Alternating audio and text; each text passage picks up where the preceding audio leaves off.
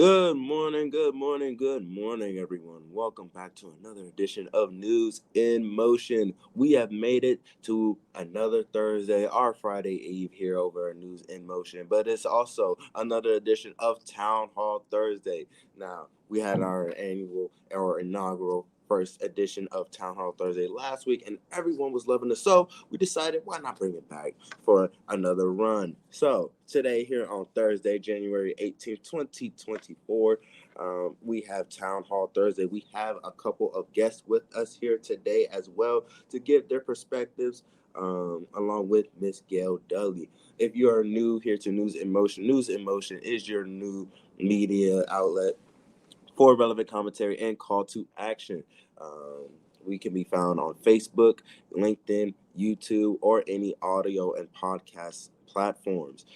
Speaking of our YouTube, LinkedIn, and Facebook viewers, good morning, Miss Jackie Ruffledge, tuning in through YouTube. Good morning, Miss Shardinia, tuning in through Facebook. Good morning, Dr. Antoinette, tuning in through Facebook as well. Good morning, Miss Adrian, tuning in through YouTube. Good morning, Miss Regina Shores, tuning in through YouTube. Good morning, Pastor Alex, who is tuning in through Facebook.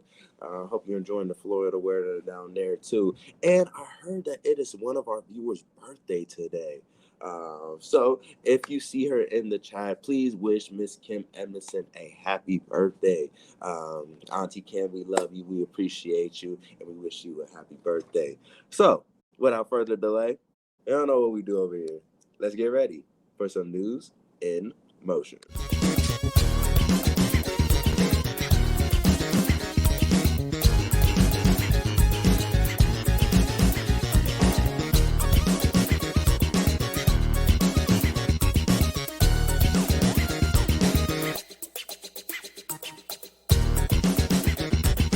News in motion.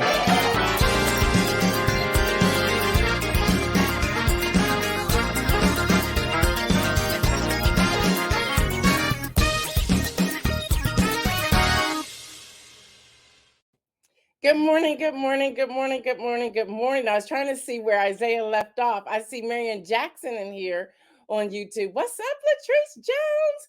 I see Yvonne Gardner in here. Jackie, good morning to you.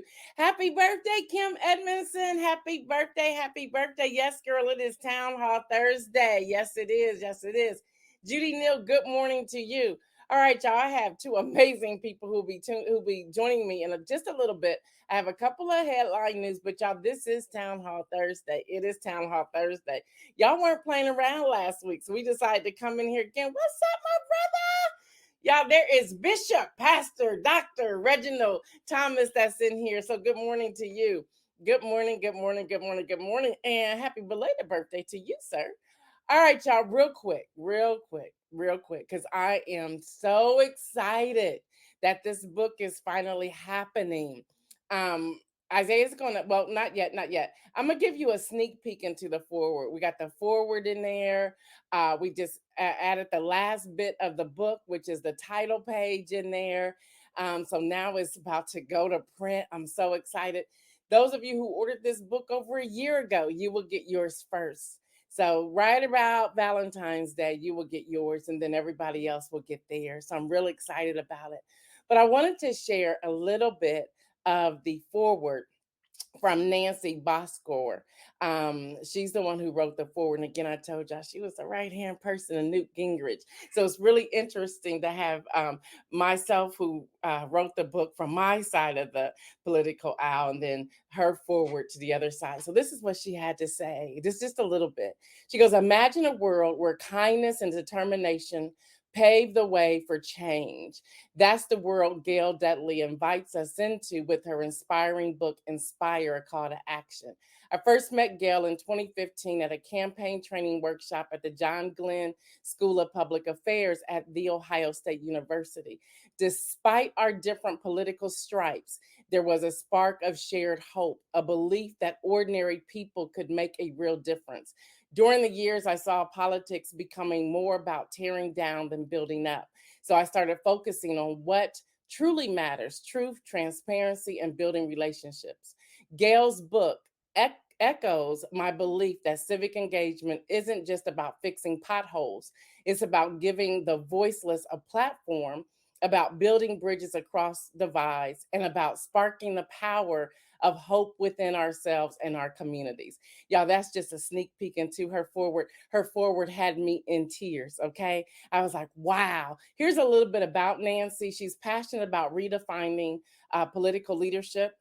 She has empowered generations of public servants, having led fundraising efforts for members of Congress and trained candidates across the country. She now inspires individuals to unlock the power of personal relationships and forge new paths to public service. She brings her expertise to the classroom as an adjunct professor at the George Washington University's Graduate School of Political Management, guiding students through the intricacies of fundraising and budgeting. Her groundbreaking book, and I want y'all to grab this book too, Go Fish: How to Catch and Keep Contributors, offers practical wisdom for building lasting donor relationships. So, y'all, I'm so excited about the book. Again, those of you who ordered this last year, it actually was like 2022 in October, pre-ordered it, you'll be getting your books first. It's a hardback book. I'm so excited. Even the editor said, you know, you went from about 100 and something pages to like just so many pages. And even the editor was like, wow, the first book was not supposed to go. This one's supposed to go. So we're really excited about it. So those of you who pre-ordered in the first round of the books, you got the bomb discount. And I just love your support. So today and tomorrow only, we're going to offer the book if you want to pre-order it for $25. And then if you wait until it comes out, it's going to be $34.97. That's the kind of book it is. So Isaiah's going to pop up the QR code. You can just scan the QR code right there. You can go ahead and order it. You can put in however many you want to get. So we're going to leave that up just for a few moments. And you can order the book. Today and tomorrow, it will be $25. Today and tomorrow, it will be $25. And then we will pause any type of sales. And then when it comes back out, it will be $34.97. But y'all, I am so excited about the book. Go ahead, scan the QR code. I'm so excited about the book. I can't wait. And again, thanks to all of you who pre-ordered it back in 2022. And thank you. As y'all know, the editor was in the hurricane in Fort Myers, Florida, and her home was pretty much destroyed. So it just delayed everything, and then we lost everything, and so we had to build it back. But she and I both believe the build back of the book is far more exciting than the first round. So thank you, Isaiah. All right, y'all. As we prepare for the town hall, let me just let you know this now. Y'all know I love Davia. Davia's podcast is back, Tales from the Shaker, a Davia Williams Stevenson podcast. She interviews who? Me. So if you will get ready for the 8 p.m. Eastern time download tomorrow or launch tomorrow, please follow that. It's going to be so exciting. So we had a great time, but y'all want to check it out. Y'all want to follow her anyway. So make sure you're doing that. So before we get to the town hall meeting, did y'all see on NBC News yesterday that the Washington officers acquitted in beating the death of a Black man? They will receive $500,000 each to lead the police department. I don't get it. I kept reading, I kept going to different news release going, is this for real? Y'all are paying somebody to leave? What about paying the person that they killed? Help me understand this. So, y'all, that is happening. So, this was back during the 2020 death of Manuel Ellis, who was shot, beaten, and restrained face down. They will receive $500,000 to leave the Tacoma Police Department. Yeah, I don't get it. But that's happening. And y'all, just had to tell y'all this because I just think he's just, I guess we can say it now before we get sued, right? I think this man's just nuts. All right, y'all. The judge presiding over the E. Jean Carroll defamation trial says, Mr. Trump, and I had to go Google it to watch it myself to hear this conversation. I hope I don't have to consider excluding you from the trial. I understand you are very eager for me to do that. This is a quotation. Trump says, I would love it. I would love it. He said it twice. He said, I would love it. And I'm going, what is wrong with this man? Man, just be quiet. Just be quiet. But that's what he's doing, y'all. So I thought I would put that out here as well today because I just don't understand this. I don't understand him. But he's still winning elections. I don't get it. I don't get it. Y'all don't forget that the uh, New Hampshire primary is January 23rd. The Nevada caucus is February the 8th, might be the 7th, 2024. And then Super Tuesday is March the 5th. Y'all know what I'm about to say. If you are not a registered voter, make sure you register to vote today. You can go to, and I don't know if Isaiah has this in the green room or not, you can go to www.iwillvote.com. You can go to www.vote.us. You can go to www.whenweallvote.org. There are many of them. And while you're there, everybody check your voter registration. I've had people contact me saying, thank you for the reminder. I went, my name was spelled wrong. They had my old address. So if you have moved, make sure you update that information. Yes, Kim Edmondson, how do they get money to get fired? I don't know. It's blowing my mind. Yes, Elizabethtown. So they're getting paid for killing this man. Yeah, that's what I said too. All right, y'all, we got to get in here. Come on in here, Dr. Derek Holmes and Laura Williams. Come on in here, y'all. We're about to talk town hall when it comes to the Electoral College. Good morning, good morning, good morning, good morning. Derek Holmes, where are you? Where are you, Derek Holmes? Right here, right here. Oh, I'm right here, right here. I promise I'm here. We're about to have some fun. So first off, y'all, the Electoral College is how we refer to the process of which the United States elects the president, even though that term does not appear in the U.S. Constitution. I went looking for it. I had to go check this out. In this process, the states, which includes the District of Columbia, just for the process, elects the president and the vice president. Now, we also know, we hear this all the time, the magic number is 270. Who's going to be the first one to hit that number, 270? So let's start talking. And we have the House of Representatives, which are 435 members, and we have the Senate, the Congress, the Senate at 100. Plus, we have the additional 3 people who live in the District of Columbia. So we get to that threshold of 270. I went to the National Archives. I went everywhere looking for everything I wanted to understand about it so that we can talk about it here. And I also have some questions. People want to know, I'll start with you, Laura. People want to know why the Electoral College. I would love to hear your feedback and you're for or against it and why not. And everyone who's tuning in, start throwing in your questions. Remember, the moment the questions stop coming in, the segment is over. So go ahead, Laura. I'm throwing it to you first. Okay, great. Good morning, everybody. I was so excited last week when you announced even having this type of a forum because I really just enjoy listening to you and hearing your perspectives on things. And when you said you were going to give us an opportunity to ask the questions that we had and really just kind of have an open dialogue about some things, I thought this would be a great opportunity for me to ask you the one thing that has been frustrating me since Al Gore lost his election. Like I was outraged. That it seemed like my opinion, my vote didn't matter. And it came down to some people in a state that at the time I didn't live in. That would be Florida. But at the time, I was thinking to myself, why are they deciding who's going to be our next president? I felt like all of the power in that election went to one state. And so that's when I first really kind of started to learn about this whole electoral college thing. And I began to wonder then, why as a nation didn't we rise up and say, enough of this, this is not going to happen again?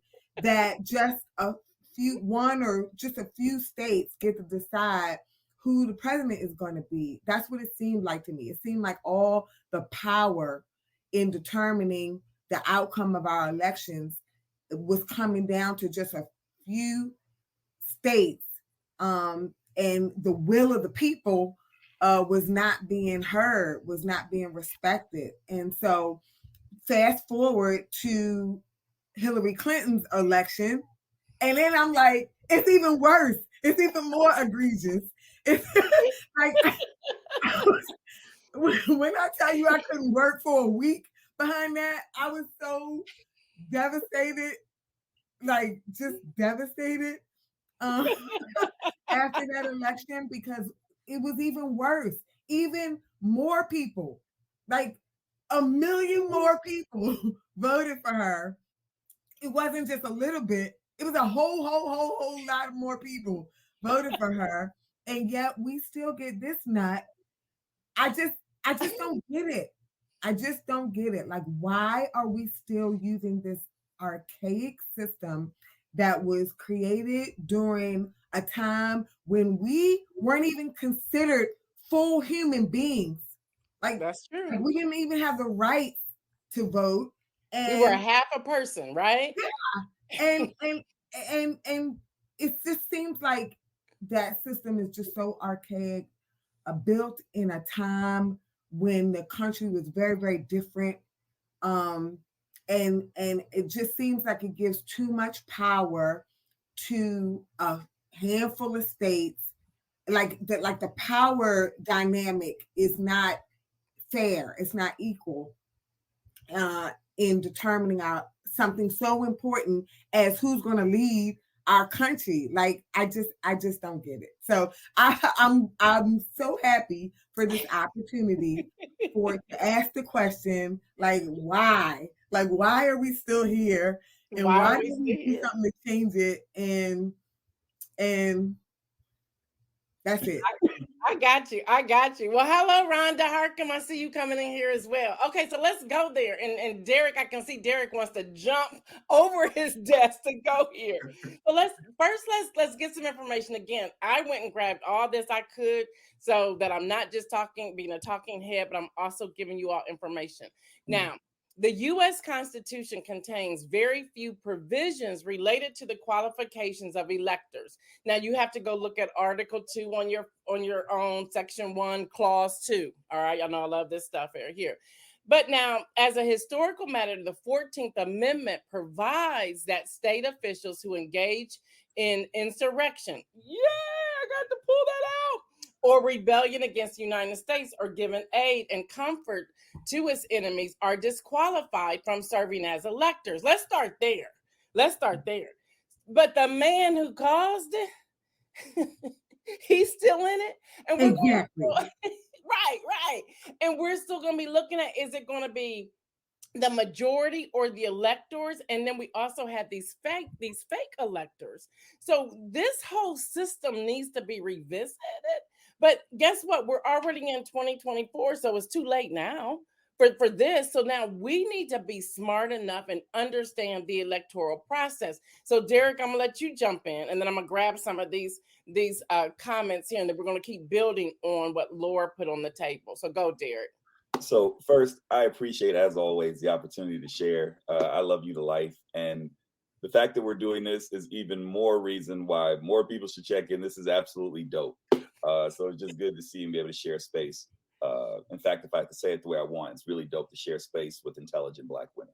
Amen. I don't know if I could give a better analysis than what Sister Laura said. Listen, I think a lot of what she said resonates with a lot of people, right? That there's a feeling that you have that doesn't feel like democracy when the majority vote is not the only vote.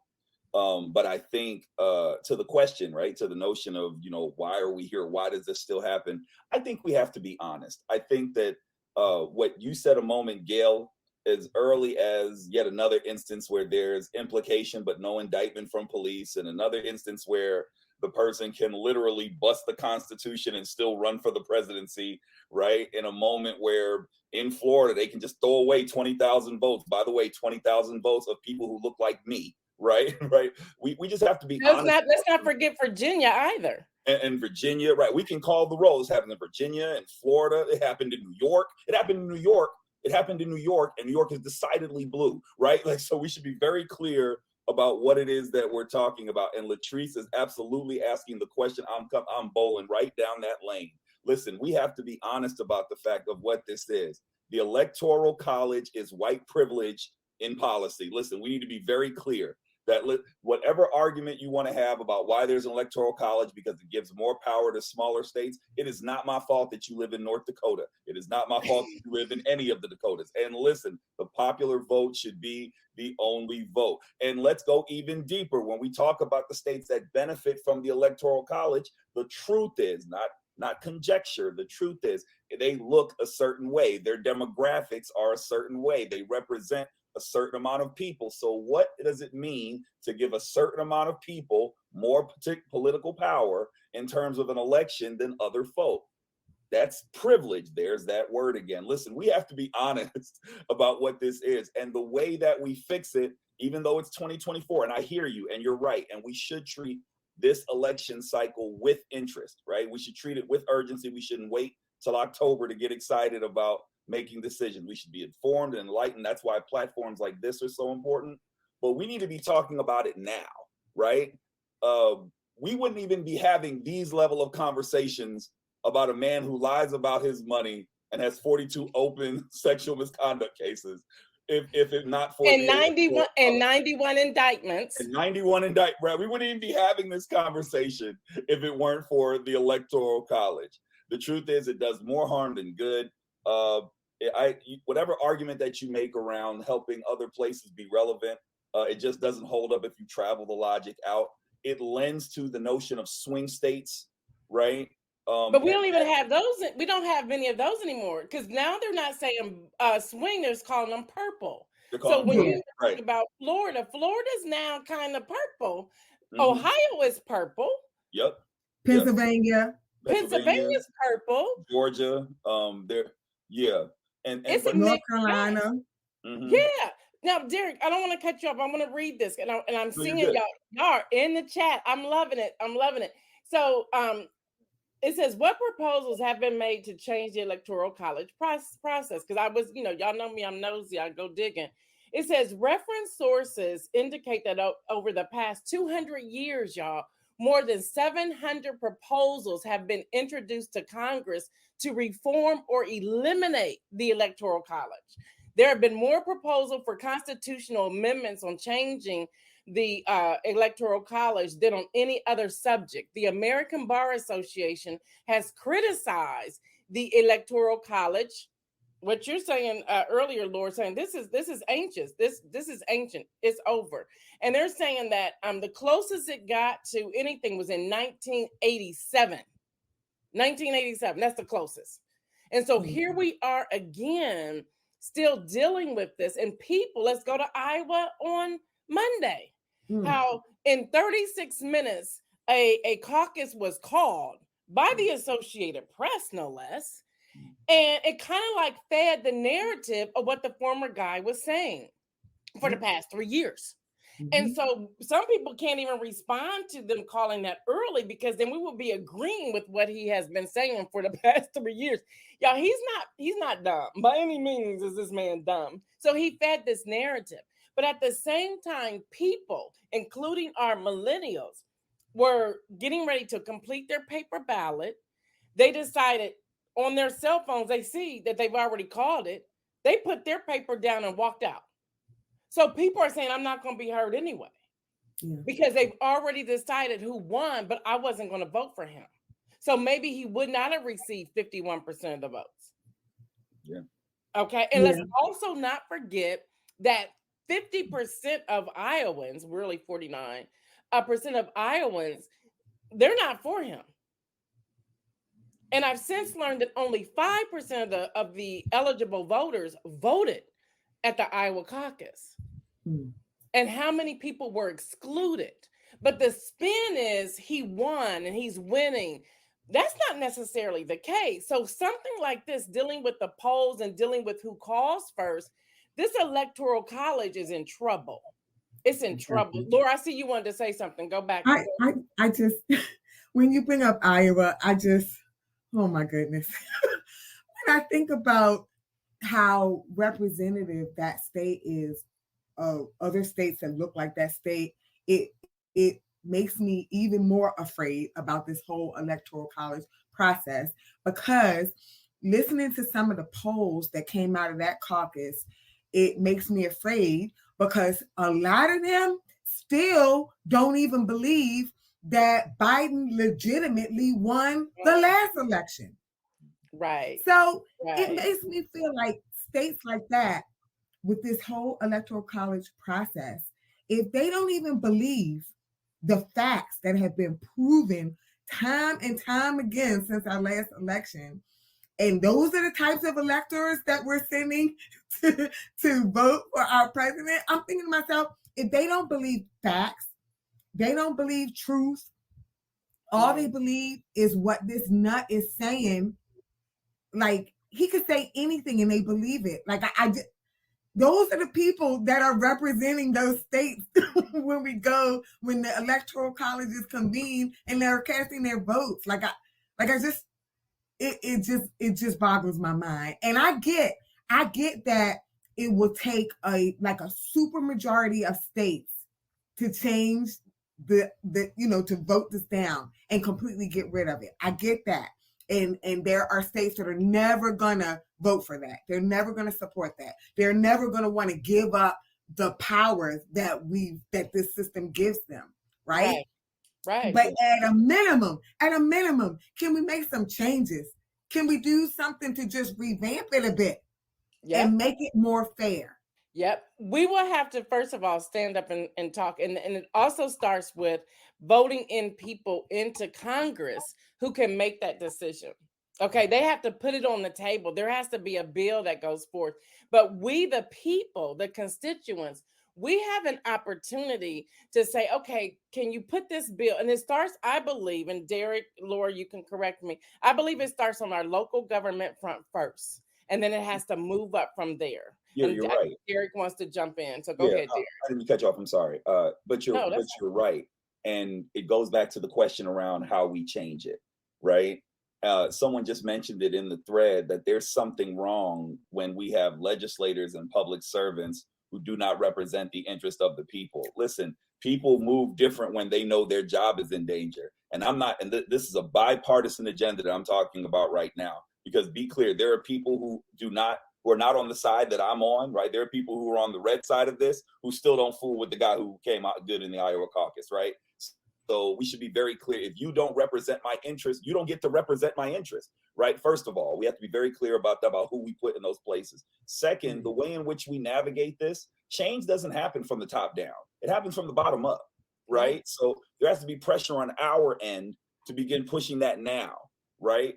It has to be to the point that by the time we get to debates, that it comes up in those questions. Hey, people are complaining about the electoral college. Hey, your base is saying that they no longer want an electoral college because the popular vote should be the only vote.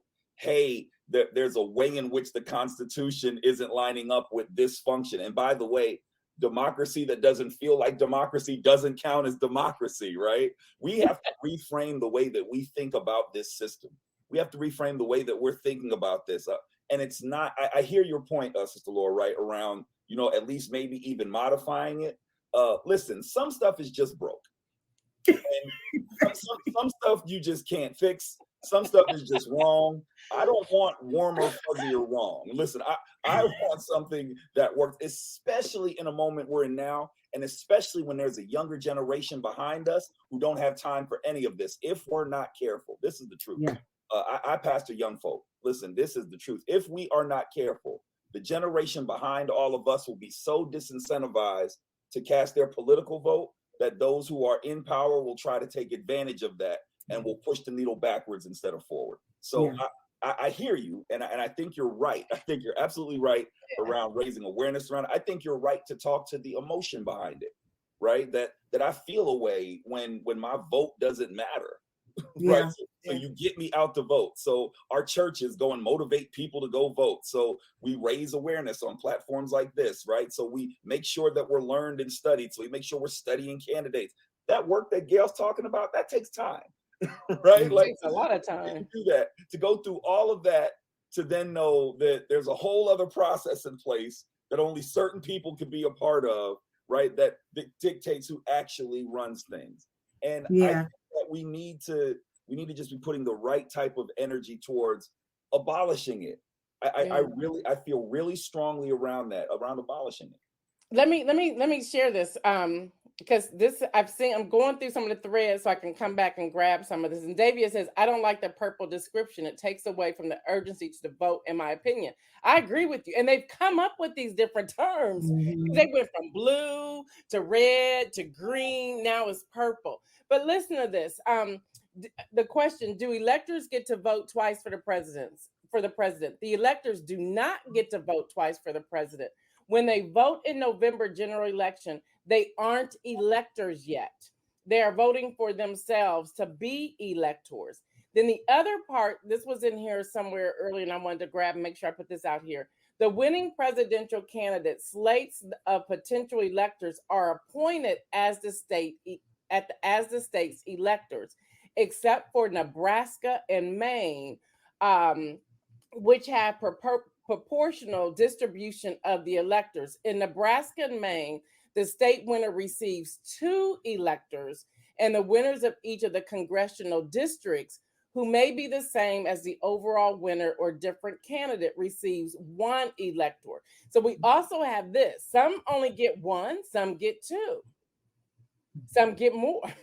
Yeah. And it all depends on that getting to that 270 number. So even before that, when it gets to that November, they're putting in, okay, we're going this way. Many of them choose to go, and I saw this earlier. Political parties often choose to go the way of the popular vote, but many, depending upon their stance, their political affiliation, they will go opposite. Right. That's the problem right there. They should be Yeah. forced to have to go with the popular vote because that's our voice. That's going back to where you started, Laura. That's our voice. So Yeah. go ahead, Laura, jump in here. It was some states where it's winner take all. I come back to the thought of situations where you may have a state where the decision is so close, Yeah. where the popular vote in that state is so close, but yet the winner, which in the case of the going back to Hillary Clinton's loss, the winner takes all of the electoral votes from that state. When the popular vote was so close, I feel like I sound like a broken record, but I feel like my vote doesn't count. If my voice wasn't heard, if I'm just 20,000 votes short, if all of the electoral votes in that state go to him, like that just boggles my mind. So that's why I was talking about. I hear what you're saying. I don't want a warm, fuzzy wrong. If it's wrong, it's just all wrong and it just needs to go. Yes, I'm with you there. But I'm saying I just would even accept just a change rather than to just leave it the way it is right now. Because right now, I feel disenfranchised. Right now, I feel, and you talked about these young people. My daughter is a democracy fellow on her campus, advocating for voter registration and getting people out, getting these young people, her fellow students, out to vote. And she's working tirelessly all year long, trying to encourage her fellow students to take this thing seriously and get out here and let your voice be heard. But she said the feeling of her fellow students is just like, it's just apathy. Like they feel like their vote doesn't count. It doesn't matter. Like, why do I even try? Like this is what our young people on these college campuses are feeling. And she goes around, she speaks to other her representatives at other campuses, and it's a similar story. Mm-hmm. Like we gotta be careful not to lose the fire of these young people who can rise up and make a difference. But see, but to your point, this is I'm glad that you framed it that way, because the moment is like now, right? That's the way that we have to be thinking about this. When we think about the amendments, I love what you said earlier about the way in which the nation state sees us. We're 3/5 of a human in this country. By the way, that's still there on the letter. Just to throw that out there, right? So as we're seen that way, we have to understand that what we get is not given to us out of politeness and kindness. What we get is when we push for it, and then we make and then we push for amendments, right? Voting rights was pushed because we knew there needed to be a change to the Constitution, right? Civil rights was changed. Title IX, right? All these other things that happen because we push the envelope. So this is just our moment. What I say to young folk and older than young folk all the time is that our moment is now. Our moment is now to be not just doing this part's healthy, right? Having the conversation about it, talking about what it looks like, strategizing, making sure that we're strategizing with people who are value aligned.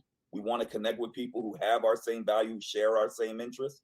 But then it comes down to navigating policy.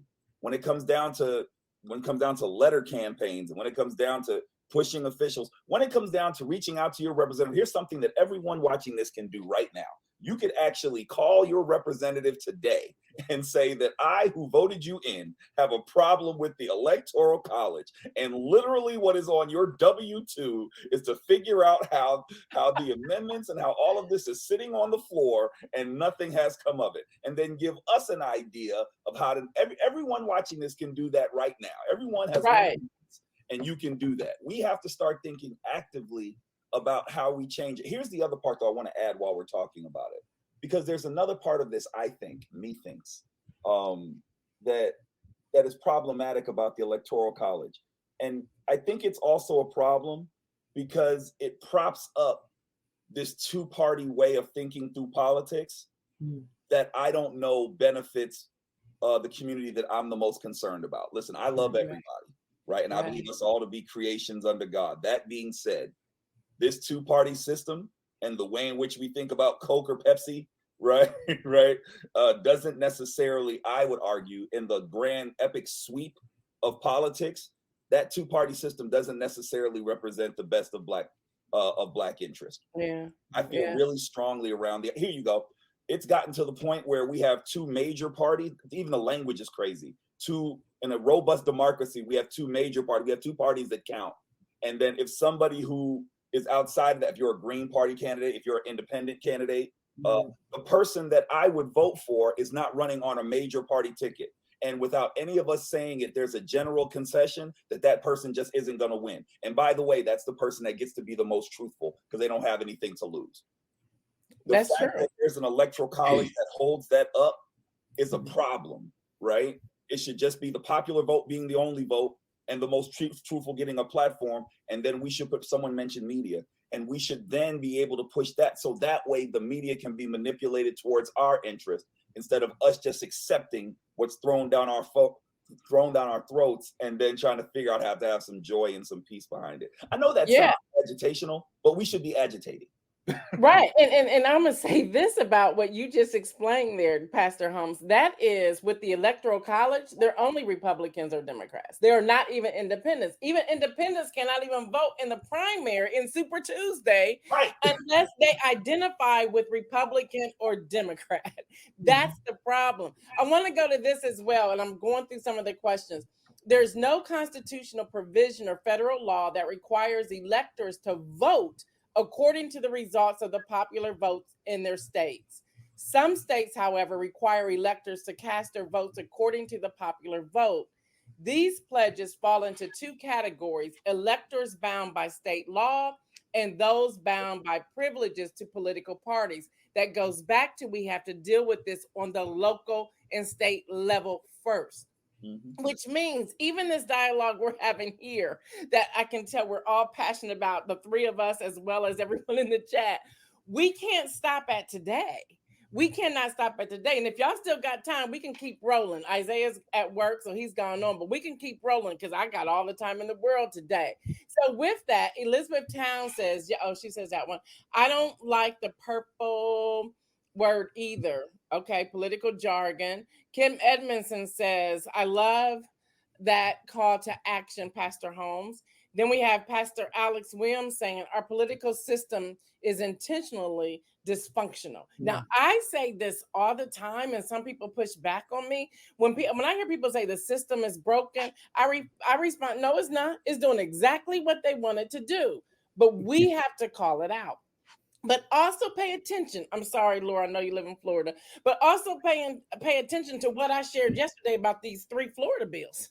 Okay, they're making bills to silence people. Yeah. Senate Bill 1780, House Bill 757, and then there was one more I shared with you yesterday.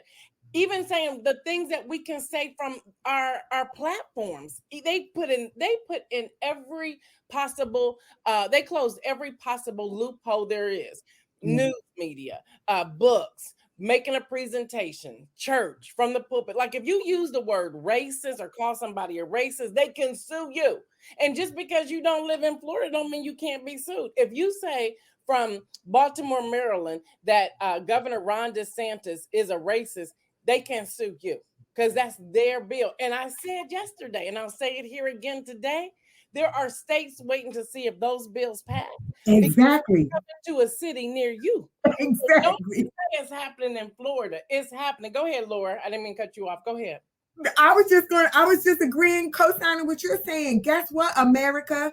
This nut, when he gets his way here, please know that his cronies and his friends across the country are going to follow suit. They're this waiting. Is not just a Florida thing. This is not just a Florida thing. And guess what? We're worrying about this Trump. If anything happened and Trump don't win, DeSantis is coming right behind him, and he's worse. He's like, worse. He's a Harvard, right? He's a Harvard-trained Trump. So get ready. Look, what's up, Craig? What's up, Pastor Craig Harkin? What's up? Listen, and thank you, Marion. The other Senate bill was 1086. So there are 3 bills, and I shared yesterday. And if you did not watch that one, I would encourage you to go back and watch it. It's on my YouTube, but go back and look at it because how they have those bills set up, it's like crazy. And you're right, he's that kind of smart. If one doesn't go through, the other 2 are still there because I kept reading them. I said, these are all saying the same thing, but they gave them different numbers. So if one gets put off to the side, the other 2 can slip through. We have to pay attention. Go ahead, Derek. I see you want to jump out of your skin. Well, there's a couple of things. One, let me go ahead and get all of mine out since that's the potential, right? Listen, Ron DeSantis is racist. Donald Trump is racist. The United States intentionally has policies in place that disenfranchise and marginalize Black folk and particular Black women. And there's an intent effort to discredit the Democratic voice in this republic. That being said, listen, that just means what you just said is absolutely right, which means that we have to funnel our energies into being strategic. Because be clear, and I think someone said it in the comments too, one of the things that doesn't benefit us in this moment, I think it's important that we call things out, right? Yeah. Like my grandmother used to say, you ought to be able to get it where you did it, right? Like that, I believe in that. And it's important that we call things out. But what we also have to be doing is that we have to be careful not to fall into the trap of the personality-driven politic, right? What we have to be focused on and what we should be asking when we log off of here is what's our strategy? There is enough genius in the Black community. I believe this. And listen, I'm a Harvard alum too, right? So I get it, but there's a lot of stupidity that's accredited. Hear that however you want to hear it, right? But I really think what we have to be engaged in is navigating our strategy, right? And who do we need to be talking to? How are we power mapping the ways in which to get our voices heard before we get to a vote? So that way voting's the last thing that we do. Right. So we've organized on the ground. So we've gotten the right people in the right rooms to have conversations. So we figured out what it looks like in Florida and in Ohio and in New York and in Oakland and in Texas, right? So we figured out who are people who are on the other side of the aisle who aren't as far off as we might think. who are a lot more connected to common sense politics, right? So that way we're navigating this out, and then we're watching and we're taking notes. Because be clear, this stuff isn't happening behind some veil, and then we just happen to see it, and oh my gosh, this happened. It's right in our faces. It happens right in front of us. And by the way, that's disrespectful too. That these people are so marginalized, right, and so disenfranchised that we could do this right in front of them, and they're not going to do anything about it. And so I just offer that because, one, we have to maintain our audacity. There is something righteous about our indignation. We should be angry. If I had more time, I tell you that God gets angry about it too, right? But we also have to focus our work around strategy. Listen, our job is to change policy in this moment. We have to be thinking about how do we amend the Constitution, right? And even though it's not in the how do we use the Constitution to insulate us from the reality of from an electoral college? That should be our focus. And if that means putting people in place, if that means putting people out of place, if that means putting people in the right position, if that means having candidates that come up from the ground. Listen, when we do those things, that's when the magic happens for us. When we do that, right? The Montgomery Improvement Association, that wasn't something that was a high level thing. That was local folk saying, we're not doing this. And then it caused the nation to change, right? Yeah, and we cannot get tired. And speaking of that, I was wanting to get the title of the book. If you all have not read this book, put it on to read before March the 5th. And that's Liz Cheney's book, Oath and Honor. That book is off the chain, and she holds nothing back. Agree or disagree with the politics. And again, I want to say this: stop not reading something because you disagree with them, or don't listen to Fox News because you disagree with them. You better listen to see what they're doing and see what they're talking about. We cannot be afraid to do that. I shared yesterday how people do not want to read. They just hear the commercials and they don't want to go and do the investigation. We have to do the investigation. We have to. Kim Edmondson is saying, yes, what is the strategy? Yeah, we can go on and on. This is just too good. It's just too good. But we cannot stop here. Yeah, we have to put a strategy together. We have to start having the conversations. I have two millennial adults. So that didn't make sense. I have two millennials who are my children. I was like, that didn't even make sense. But they both, and they challenge me, and their friends challenge me. And it goes back to what Laura said with her college student, her daughter, that why are we doing this? What's the point? It's not going to matter anyway. Take Ohio. I'm in Ohio, the state of Ohio. They are still trying to unravel what was passed on November the 7th.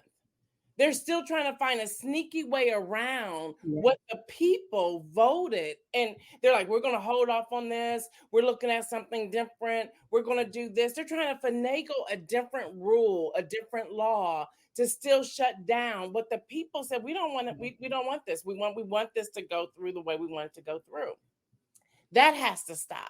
So our vetting has to change. And I believe this electoral college can begin to change if we start doing it on our local level, which means we have to work. I cannot tell y'all how many people say to me, I'm so over the political language. I'm so over politics. I'm so over the news. I'm no longer going to pay attention. And I say to them, that's the most dangerous thing you can do because they're waiting for you to get that. Counting on it. Yes, Laura, they're counting on it. So Laura, let's see. Craig says, this is great. We need each of you on CNN. Hey, but CNN's firing people who look like us for whatever reason. They wouldn't allow this conversation. Dr. Antoinette says, what does it say about the Forgrout? Y'all know I can't see sometimes. I can't see. Of our political infrastructure that's questioning the process and holding persons accountable for their actions as deemed as un-American. I can put that up too.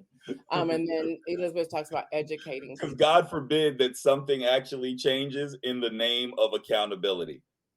Right? Like, God forbid, because here's the thing, there can't be justice without accountability. That should really frame the way we think about all of this, right? that there can't be justice without accountability. In fact, what would we even call it if there was no accountability? And so that should be the impetus behind the way in which we start thinking through a strategy to change policy in that way. And I just think, I really believe this, and maybe it's the Jesus in me, but I really believe that this is just our moment. I do too. think history has moments throughout the history of our people. There have just been moments where we just said enough is enough, and we're just going to go ahead, and this is the fight that we're going to pick, and then we're just going to fight it until we win, right? And then we're going to push the needle forward for the babies that are behind us. And so I just really feel across the board, right? But specific to what we're talking about, this is just our moment to activate and to really be serious about what it means to push policy that ends up making things better for our people. I really absolutely. And aren't we supposed to be shrewd anyway? Doesn't the Bible say something about that? Hey, listen. You're telling the truth. Aren't we supposed to be true? Let me read this, and I'm going to pass it off to Laura for her final words, and then Pastor Holmes going to give us the inspirational message. It says, if the electors, I need to go get my glasses changed. I need to get my eyes checked. If the electors vote for president, why should I vote in the general election? I left that one for last. And y'all can find all of this. I went to the National Archives. Y'all can find all this on National Archives. It says, during the general election, your vote helps determine your state's electors. When you vote for a presidential candidate, you aren't actually voting for president. Now, that one right there just kind of like made me real mad, so I highlighted it. It says you are telling your state, back to the local and state government, y'all, which candidate you want your state to vote for in the meeting of electors. See, we're not talking about this, and I'm glad we're doing it here on News in Motion. The states use the general election results, also known as a popular vote, to appoint their electors. The winning candidate state political party selects the individuals who will be the electors. So y'all, that's another piece that we have to step up and say, and I saved that to the end because I know y'all going to go off on me. My brother says, be wise as a serpent and harmless as doves. Listen. Yes. And somebody said, Rhonda said something. Rhonda said, we can't get tired or operate out of emotions. You're absolutely correct. We get excited to act for a moment, for about a week. Then we abort the mission. Girlfriend, we've been talking about this on. Yes. Even in our protests, we protest, and then everybody gets tired and go back to business as usual. And then we have to start the thing all over again for the next protest, and everybody fall back again. They're lazy. And I think, y'all got me. Thank you, Rhonda. Now you got me going somewhere else. I think we all need to identify our passion point and work within that passion point. And so as somebody's over here working on homelessness, somebody else is over here working on food insecurity, and somebody else is working on the electoral college, and somebody else, that's that strategy that we're talking about. And then as somebody gets tired, we kind of like give them the baton and say, hey, I'm tapping out for a minute, but you got to keep this rolling. And that person can keep it rolling. Then you tap back in. But we have to have that strategy and be able to work this so that no one's getting tired, but we're also all getting our rest as well. Does that make sense? No. So Laura, I'm going to throw it to you before I throw it to Derek. Okay. I think what I just want to say in closing is just that I agree with you, Reverend Holmes, when you say the time is now.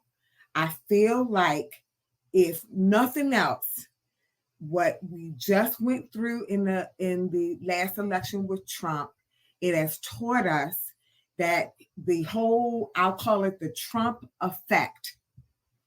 It has taught us that now a large portion of our country has been empowered to rise up and make the changes that they always wanted to see, but never felt they could really actually do it. They've been empowered to make changes. They're already changing laws on the local, state, and federal levels. They're already pushing their agenda. They're already advocating for the change they want to see. And now I just need us to keep that same momentum, be fired up by that same Trump effect, because it's crazy to me that after we have seen who he is, we know what he does, We know like his lies, and yet they still want him. They still want him to be the president again. Like that is just boggles my mind. So, Yeah. so those of us who don't agree with that, those of us who want to change, those of us who want to be better and see better and do better, we need to take that Trump effect and be just as energized and just as fired up about advocating for the change that we know is right. The change, if we want our voices to be heard, we need to be advocating on the state, the local, state, and federal level as well, pushing our agenda, making sure that our voice is heard, making sure that laws are passed that support us and don't allow us to keep being marginalized. So I just and disenfranchised. I just want to implore us to not give up. Do your research. You know, I think I took this whole political system for granted when I lived in Maryland, because the people in Maryland largely believed the way that I believe. But now that I've moved to Florida and I see that the people here don't, now it's forced me to do my work, do my homework, know who the players are, and advocate. And I think we all need to do the same thing in our respective states. Let's not just sit down and be rolled over. Yeah, yeah, I'm for that. Thank you for that. Thank you. As I get ready to turn it over to Derek Holmes for the inspirational message, yeah, make sure you check your voter registration seriously. You can go to iwillvote.com. You can go to whenweallvote.org. You can go to vote.gov, vote.us. Check your voter registration. If you know people in your sphere of influence who are not registered voters, encourage them. This is a time for voter empowerment. I'm taking your word, Derek Holmes, for voter empowerment to make sure people are registering to vote. Y'all know we are here now Tuesday, Wednesday, Thursday, 7:25 a.m. here on the News in Motion Facebook page or my YouTube, which is youtube.com/Gail Dudley, or LinkedIn. And all past episodes are also available. So I'm going to take myself and Laura out again. Thank you, Laura, for hanging out with us. And I'm going to turn it over to Derek Holmes, who's going to take us out of here. Thanks, Gail. I appreciate that. What a robust discussion, and it's just good to be able to share space with you all. Hey, listen, we are in a moment. It's officially the new year, right? And 2024 is a huge year for our people. It's a huge year, and not only huge in terms of an election year, and but also in terms of what I would contend God has for the people of God. Listen, there's someone who's watching this right now who did a bunch of work in 2023, who sowed and they put tears and sweat equity into the thing. And I showed up to let you know that 2024 has the potential to be your year. 2024 has the potential to be our year, but we will miss it if we are not arriving into this the right way. I want to say that again so that way you can tweet it. Listen, you did work in 2023. You went through some stuff in 2023. In 2023, it got heavy and you got tired along the way, but you did it anyway. You put all that you could into it, and it seemed like that there was nothing that was going to come out of it. I need you to know that in 2024, that this has the potential to be your year, that the Bible teaches that it's impossible to sow without reaping, that what you sown in faith, you have the potential to reap as long as you're showing up to it the right way. So, because I'm talking to savvy, sophisticated, sagacious folk, you are probably saying right now, Pastor Holmes, what is the right way? How do I show up so I can get what God has for me? And listen, I want to give you something to think about, because maybe you didn't go to Bible study this week. If you happen to have a good Bible and you go to the book of Galatians, in the 6th chapter and the 9th verse, there's something real small there that should really fasten the way that we think about going into this year. I've done it in 2023. 2024 has the potential to be my year if I'm doing the right thing, if I'm going into it the right way. How do I go into it the right way? Here's what it says. It says, be not weary in well-doing. For at the proper time, we will reap a harvest if we do not give up. Listen, so many times we allow the frustration and the emotion and the irritation and the aggravation and the agitation of what we have to live under to push us to the edge of giving up, to push us to the edge of our patience, to the edge of our strength. It is so much easier to do nothing than to actually do something. And the way that we get the most out of 2024, and quite frankly, every other year after that, is when we make up in our minds that we just have to keep going. Now is not the time to stop praying. Now is not the time to stop working. Now is not the time to stop sacrificing. Now is not the time to stop resisting. Now is not the time to stop reading. Now is not the time for you to not do the thing that won't let you go in the midnight hour. Listen, this is the time for us to lean in. Did I mention that it was an election year? Because it's totally an election year. And this is not the time for us to give up on politics. This is the time for us to be aware. This is the time for us to organize our communities. This is the time for us to agitate our elected officials. This is the time for us to start training up the people that we want to lead us down the road. This is our time. We cannot be weary in well-doing. Now is not the time for us to stop, because we are on the right side of this. And when we look back, we will see not only the things that God has stored up for us, but how great and glorious our God can actually be. We know that God has been good. The history of our people has been God opening doors for us and making ways for us. The history of our people is us being able to hit straight licks with crooked sticks because God is faithful. But for all that God has done, we have so much more that we can see. God has so much more in store for us. So my brother, my sister, my people, listen, you need to know that now is not the time for us to stop. The time is for us to keep going. And if we are not weary, in our well-doing, for all of the sowing that we have done, so also shall we reap if we do not give up. I pray that made some sense, and I pray God bless you. Take care. I'll talk to you soon. Peace.